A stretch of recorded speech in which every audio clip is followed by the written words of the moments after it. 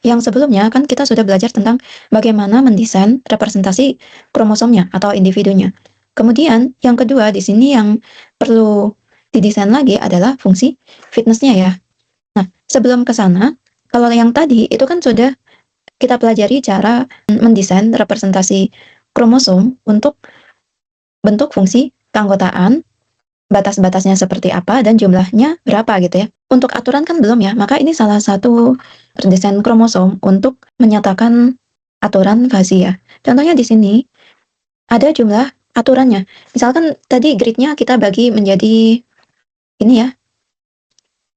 Tadi kan di sini ada kayak gini ya, gitu kan.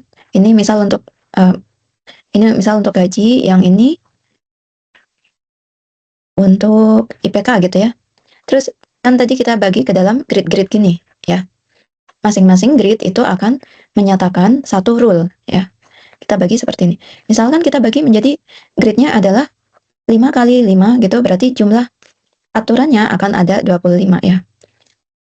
Seperti itu berarti dari sini tadi kan salah satu tujuannya adalah meminimalkan jumlah aturan yang digunakan gitu. Jadi di sini kita akan generate dengan GA ya.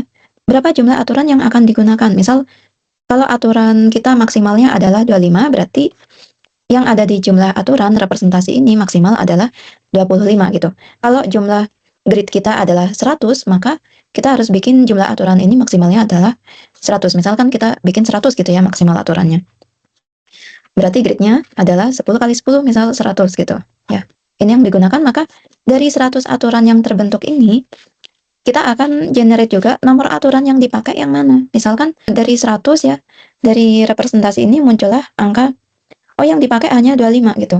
Berarti di sini akan di-generate 25 aturan, yang muncul itu aturan mana aja dari 100. Seperti itu.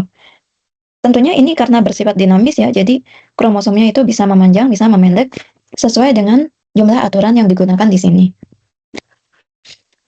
Sekarang fungsi fitnessnya, nah tadi kan ada dua kriteria ya.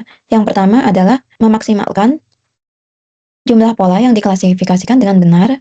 Ya, kita representasikan dengan ini. PS-nya ini adalah jumlah pola yang diklasifikasikan dengan benar. PO-nya adalah jumlah seluruh data training gitu. Misalkan satu kromosom itu setelah kita ukur ya, di sini yang bisa diklasifikasikan dengan benar itu ada 80 data.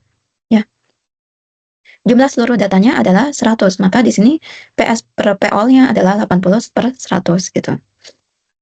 Minus NS di sini adalah jumlah aturan yang digunakan, misalkan tadi jumlah aturan yang digunakan adalah 25 gitu ya. Dan jumlah aturan semuanya itu N all adalah 100, misalkan gini ya. Terus WP dan WN ini adalah bobot untuk yang tadi ini akurasi, WN itu adalah yang jumlah aturannya. Kita bisa definisikan mau berapa bobotnya. Kalau misal hipotesis kita adalah, oh akurasi itu lebih penting gitu, maka bobot si akurasi di sini kita berikan angka 5 gitu ya. Dan yang jumlah aturan kita berikan angka 1. Seperti itu. Bobotnya gimana? Ya ini kita sendiri yang men-setting. Sekarang studi kasusnya, misalkan di sini yang pertama adalah sprinkle control system ya.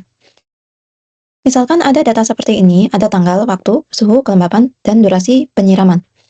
Nah, di sini yang pertama kita harus tentukan dulu atribut yang digunakan yang mana dan outputnya yang mana ya.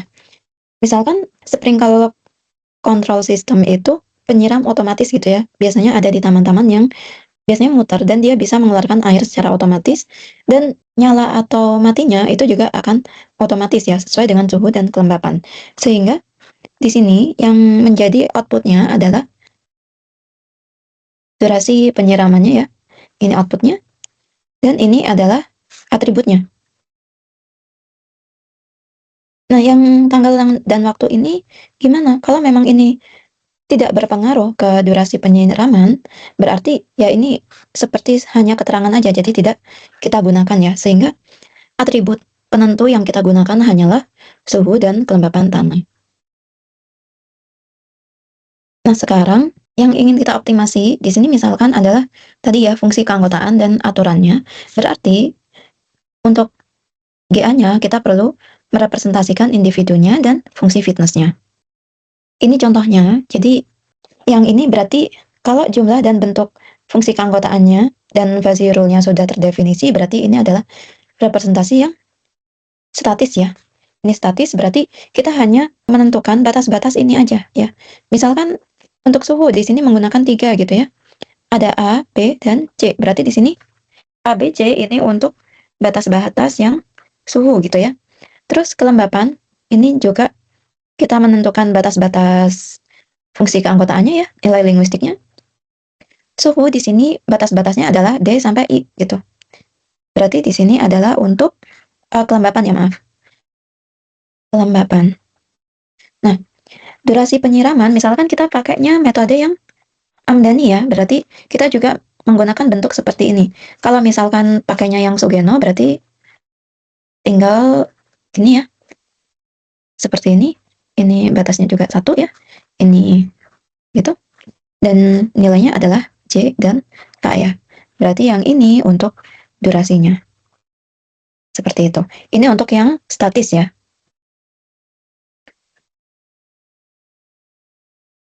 Nah, kalau kita inginnya yang dinamis gimana? Ya bisa jadi tadi kan yang di optimasi itu akan ada fungsi keanggotaan untuk suhu ya, kelembapan, dan durasi untuk outputnya ya. Terus berarti perlu juga untuk aturannya ya, aturan fasinya. Ini kalau pakai dinamis, ya kemungkinan kromosomnya akan sangat panjang gitu ya.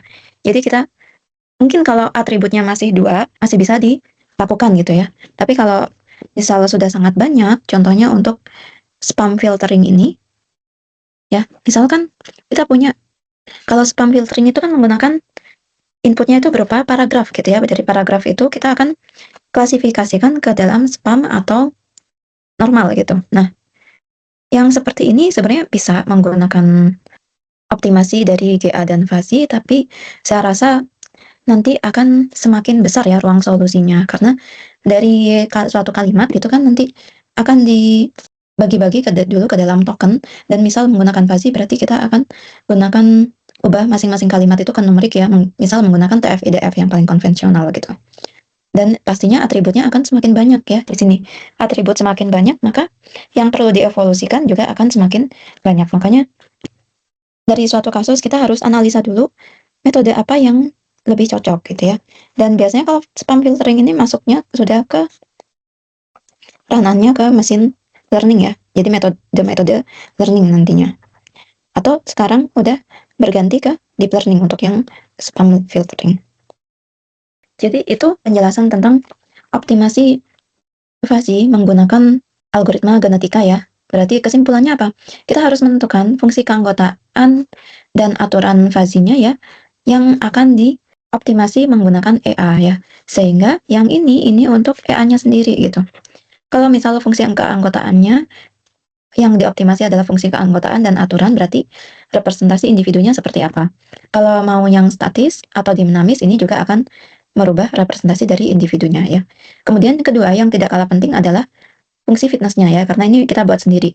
Kalau tadi misal dari data itu kita kan bisa gunakan akurasi dan digabung dengan jumlah aturan yang digunakan ya untuk fungsi fitnessnya. Nah, setelah fitness ini berarti akan masuk ke operator evolusi dari GA gitu. Misalkan ada seleksi orang tua, terus crossover ya selanjutnya, ada mutasi, dan terakhir adalah seleksi survivor.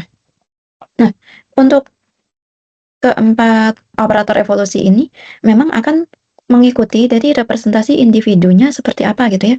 Jadi yang paling penting malah kita harus menentukan dua ini dulu, individunya dan fungsi fitnessnya, baru operator evolusi yang lain itu akan mengikuti ya.